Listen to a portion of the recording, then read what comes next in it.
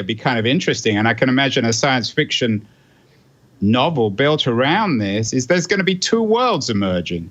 A world of identity, which people choose, an opt-in world where we choose to reveal who we are in exchange for these freedoms.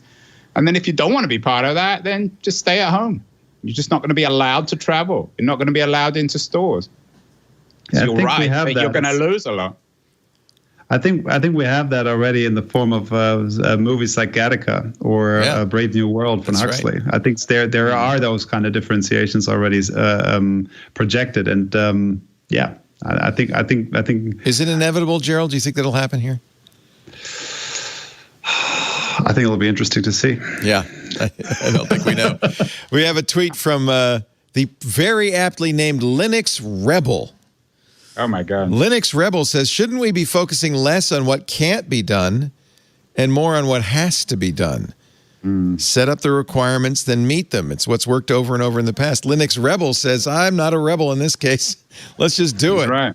He's right. He agrees with you, Andrew. Yeah. Good. Well, I agree with him. Yeah. From J.T. Williams, do you see...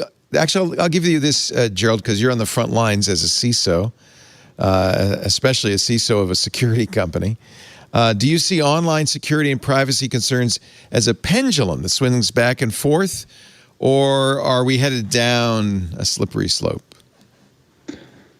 I think they're trends, they're eddies and currents, but I think we're going down the path of greater transparency of what's happening online to authorities. So it's like if I'm trying to trace stuff today, it's like I have a lot more tools at hand to find out who's been doing what to our networks, when, where, why, where did they come from. NetFlow is awesome, just to say that. So with that in mind, I think there is a lot more technology out there today to allow a certain degree of attribution of activities that are going on online, for both from a security and privacy perspective. Having said that, it's like I also see that there is almost an infinite creativity in terms of like how to bypass those systems and get around this. So I think we'll continue to see those kind of eddies and currents with regards to what's possible and what not. However, what I do think is like those that are not deep in the technical world, they're going to be much more exposed to surveillance and lack of privacy versus people that are really deeply into those kind of matters. I feel that I am relatively good in avoiding a lot of this stuff, not necessarily all of it, but a lot of it.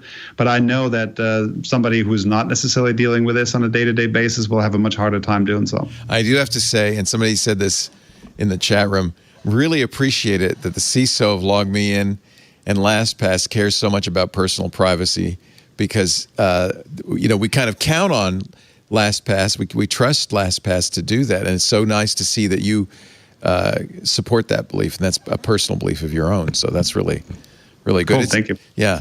The question I feel like I almost every week want to ask Steve is, are we winning or are we losing the battle against hackers? I think we're treading water. Yeah. I think that, really, that we're getting better at security. They're getting better at attacking. And, often we look at some of the nature that, like in a detailed view of what the bad guys are doing in order to get in, and it just makes your head spin. I wish all of that enterprise that is going for the purpose of evil were turned around and put toward, creative application of solutions, because these are super smart people. True. It's just a shame that they're spending their time trying to pry into systems, and unfortunately, they're often successful. And I will also say, Andrew, I am a bit of an optimist in this society, sociological, political realm, because these conversations, like this conversation, the conversation about trading privacy and security, have very much moved to the forefront in the last few years. It started maybe with Edward Snowden, but I think even the general populace is much more aware of privacy issues and security issues, and much more willing to participate in the conversation. There's no solution without having that conversation and fighting vigorously for the side you believe in. Do you feel like we're making progress in that regard?